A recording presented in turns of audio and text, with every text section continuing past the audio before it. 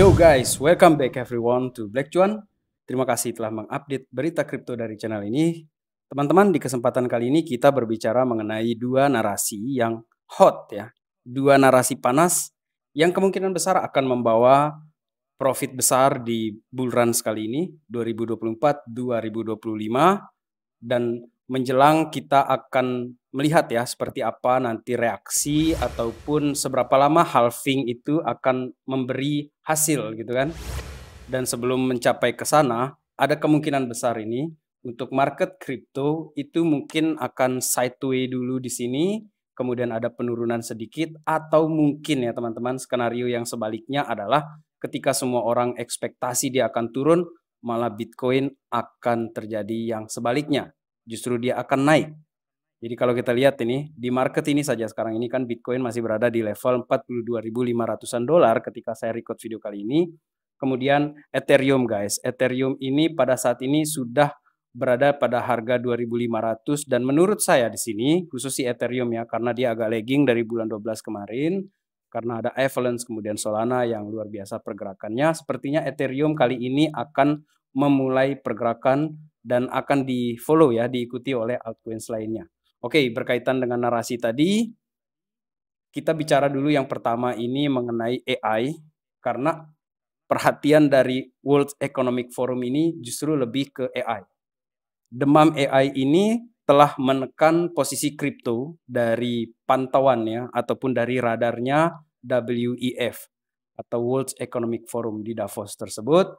Dan kali ini mereka akan lebih fokus tampaknya itu ke artificial intelligence. Perusahaan besar ya, dengan skala besar seperti Intel ataupun Salesforce ini sudah pasang slogan AI di properti mereka di Davos ya teman-teman, di Promenade Davos. Kemudian ada juga AI House, di mana ini akan disponsori oleh perusahaan-perusahaan seperti Swisscom. Kemudian industri kripto ini tampaknya memang ada sedikit pergeseran ya dari sana. Dan tidak kita pungkiri juga bahkan beberapa perusahaan kripto dalam kemungkinan yang sangat-sangat besar itu akan fokus kepada teknologi yang lebih stabil dan mapan seperti AI. Jadi ada kayak integrasi lah untuk kripto ini. Itulah kenapa saya katakan dua narasi tadi, dua narasi yang kemungkinan besar hot ya, atau hot lah kita bilang, bukan kemungkinan lagi ya. Dua narasi besarnya itu adalah salah satunya yang pertama itu AI teman-teman. Dan untuk AI-nya sendiri di sini ada semacam integrasi ya dengan blockchain.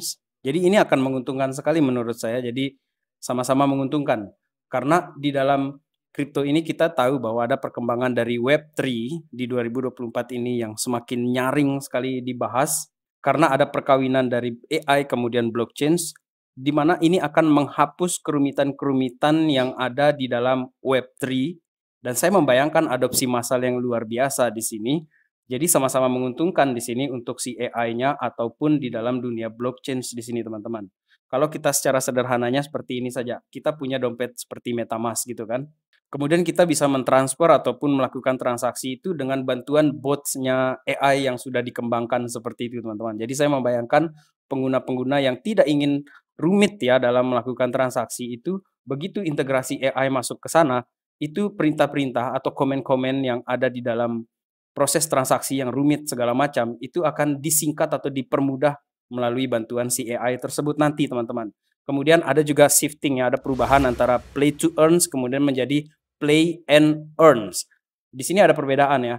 Kalau di play to earns kita bermain untuk mendapatkan uang, tetapi di dalam integrasinya dia nanti ini yang akan masuk ya, kita akan bisa membayangkan dunia ini bisa dibangun. Maksudnya dunia di dalam dimensi Web3 tersebut akan dibangun dengan mudah sekali oleh orang-orang ataupun bukan sekelas developer. Bahkan retail sendiri kemungkinan bisa membangun dunianya sendiri, karakter, kemudian ceritanya sendiri. Dan ini akan meningkatkan UX atau user experience tersebut. Dan salah satunya di sini yang paling memungkinkan adalah dibicarakan di sini adalah si Axie Infinity ataupun Sandbox teman-teman. Sementara kalau kita melihat proyeksi seperti apa ke depannya untuk market AI ya, global generative AI market di sini teman-teman, lihatlah di tahun 2032 ini akan berada di 151 billion. Sementara ini di tahun 2024 ini saja sudah bertengger dia di 17,7 billion. Artinya antusiasme orang-orang ini untuk berinvestasi di generative AI di sini luar biasa besar. Kemudian sebelum kita berpindah ke narasi yang selanjutnya, ada satu postingan yang menarik yang ingin saya kasih tahu kepada teman-teman mengenai The Fed ya di sini. Ini dari Ihsan Agas. Saya bacakan saja di sini. Kalau kamu atau banyak orang yang menantikan penurunan atau koreksi di dalam market kripto, mungkin bisa terjadi apabila The Fed mulai menghentikan pause.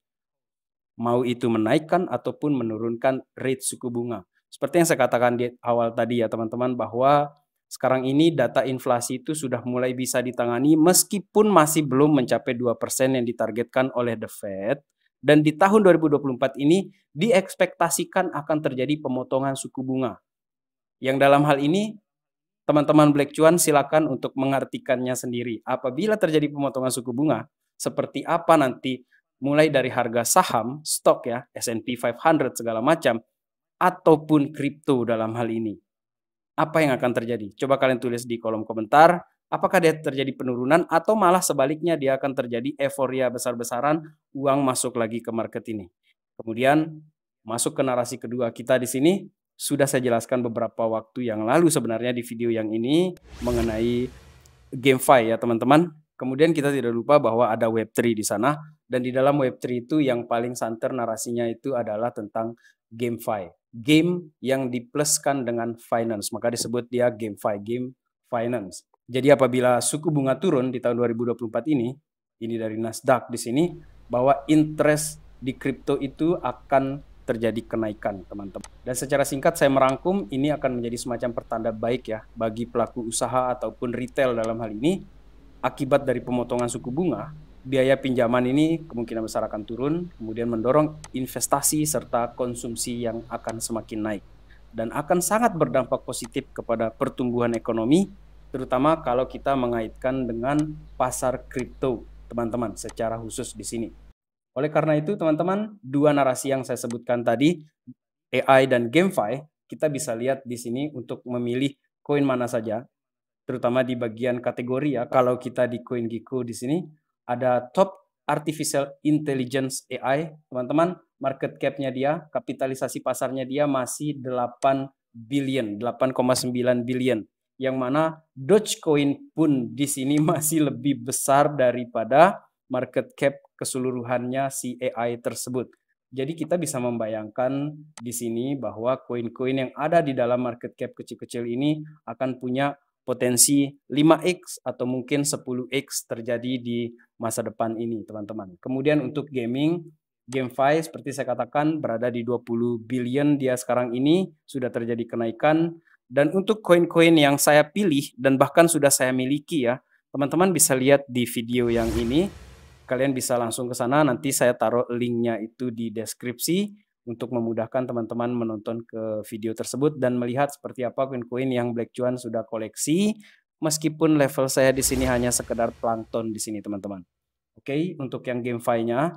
Kemudian sebelum kita menutup video kali ini, saya ingin kasih tahu teman-teman bahwa memang ada bumpy roads ya, atau jalanan yang naik turun ke depan ini.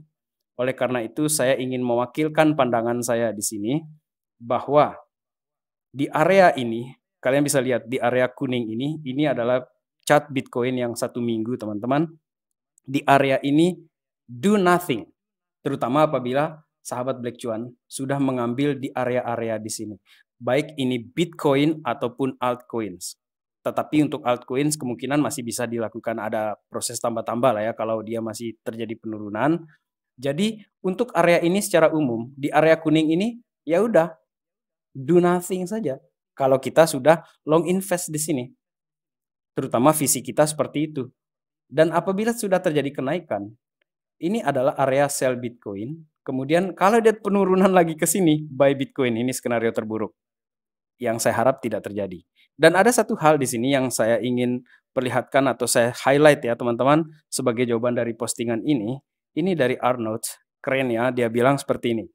Sejak Januari nanti di 2025 sampai Oktober 2025, setiap minggu dia bilang ini, dia akan DCA in, DCA out. Artinya dia akan jual sedikit demi sedikit barang ini sampai selesai.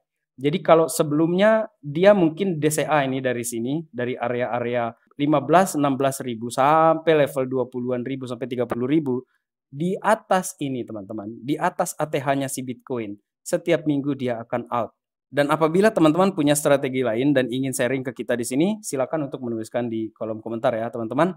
Baik, yang terakhir di sini saya ingin katakan kepada kalian bahwa memang jarang sekali ya Bitcoin ini menyesuaikan harga atau menyesuaikan diri dengan ekspektasi orang-orang, terutama retail ya. Karena mayoritas ini ketika yakin dia akan dump malah dia nggak jadi. Pun sebaliknya. Jadi in my opinion itu seperti itu teman-teman berdasarkan pengalaman yang sudah terjadi sebelum-sebelumnya. But anyway guys, still bright days ahead. So let's enjoy the ride guys. Terima kasih telah menonton. Salam Black Cuan. Peace my friend.